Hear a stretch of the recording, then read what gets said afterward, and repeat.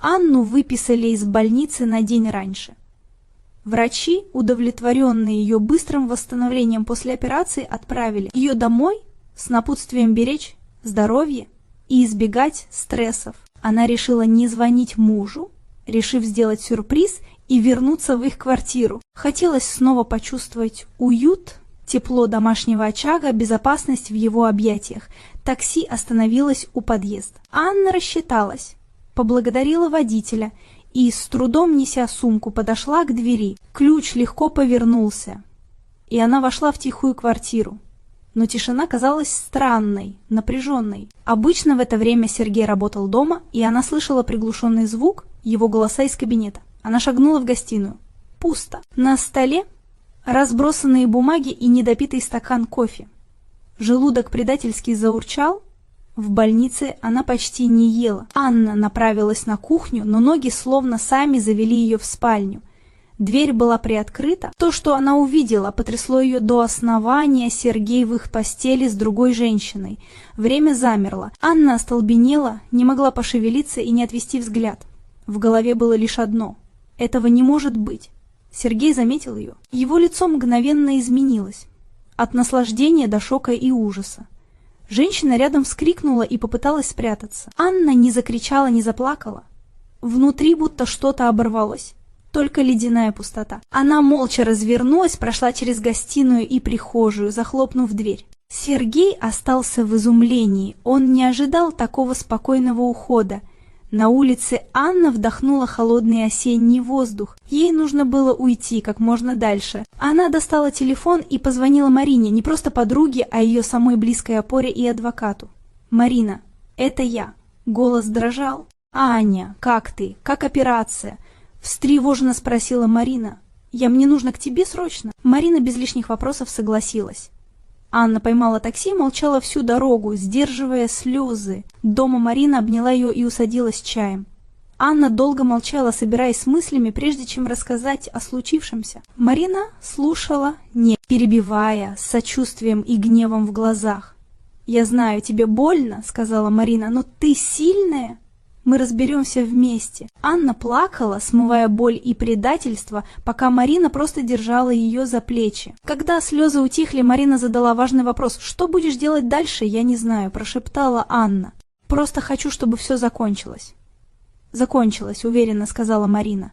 «Но нужно действовать. Сначала защитим тебя и твое имущество, блокируем его доступ к счетам, сменим замки». На следующий день Анна позвонила в банк и четко заблокировала все карты и доступ к онлайн-банкингу для Сергея. Ни боли, ни сомнений, только решимость.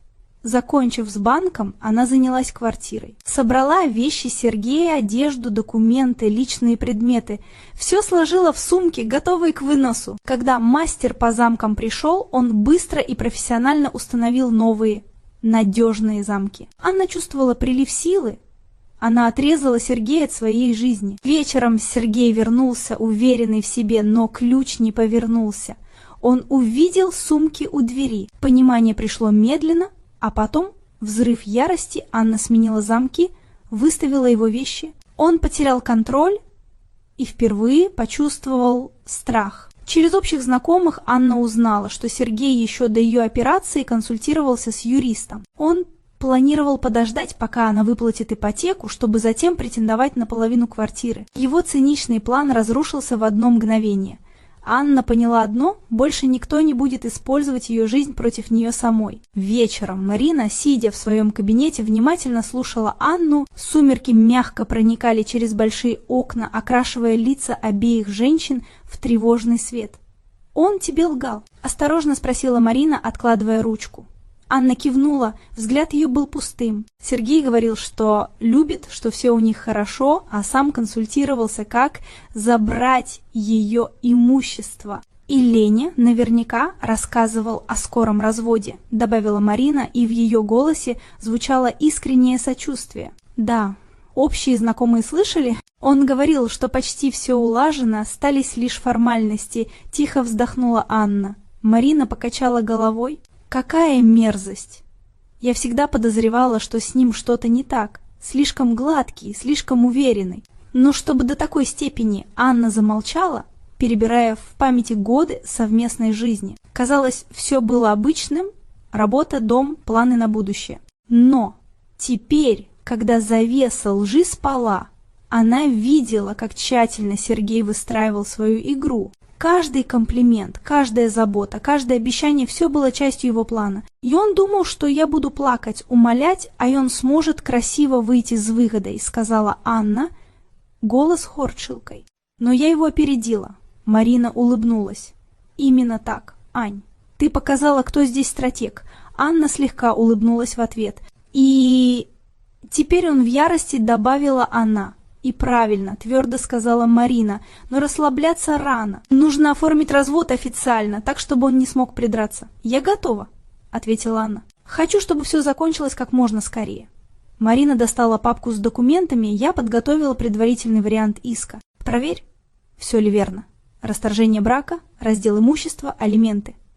Анна изучила бумаги, все четко, лаконично, профессионально. «Отлично», — сказала она, возвращая документы. «Спасибо тебе, ты меня спасла». «Ни за что», — улыбнулась Марина. «Мы друзья. Я не позволю этому мерзавцу тебя обидеть». В кабинет постучали.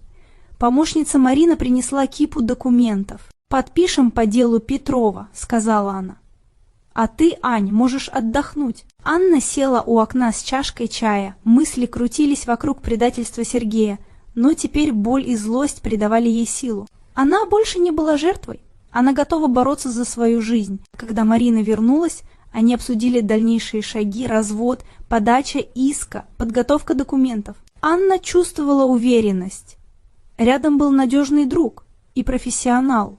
На следующий день иск о разводе был подан. Сергей пришел в ярость, пытался звонить и писать, умолял о встрече, пытался вызвать жалость. Но Анна молчала. Его мольбы и угрозы не имели силы. Молчание стало ее оружием. Со временем Сергей остался один. Лена, его любовница, ушла, узнав о финансовых трудностях и перспективах судебных тяжб. Анна завершила все формальности. Квартира осталась за ней. Она приняла решение продать ее. Слишком много боли и воспоминаний было связано с этим местом. Продажа прошла быстро. Анна получила средства, чтобы начать новую жизнь. Со временем в ее жизни появился Андрей, добрый, искренний и внимательный. Он не пытался ее контролировать, просто любил ее такой, какая она есть. Анна медленно открывалась ему, рассказывая о прошлом. Андрей слушал с пониманием, поддерживал ее. Со временем она поняла, что любит его, чувствовала себя спокойно и уверенно. Они поженились через год, свадьба была скромной в кругу близких. Анна обрела счастье. Она поняла, что предательство – это не конец, а возможность начать заново. Молчание и решимость помогли ей сохранить достоинство, сконцентрироваться на будущем и построить жизнь, полную любви, гармонии и свободы. Сергей остался лишь далеким и неприятным воспоминанием, уроком, который научил ценить себя и не позволять никому использовать себя.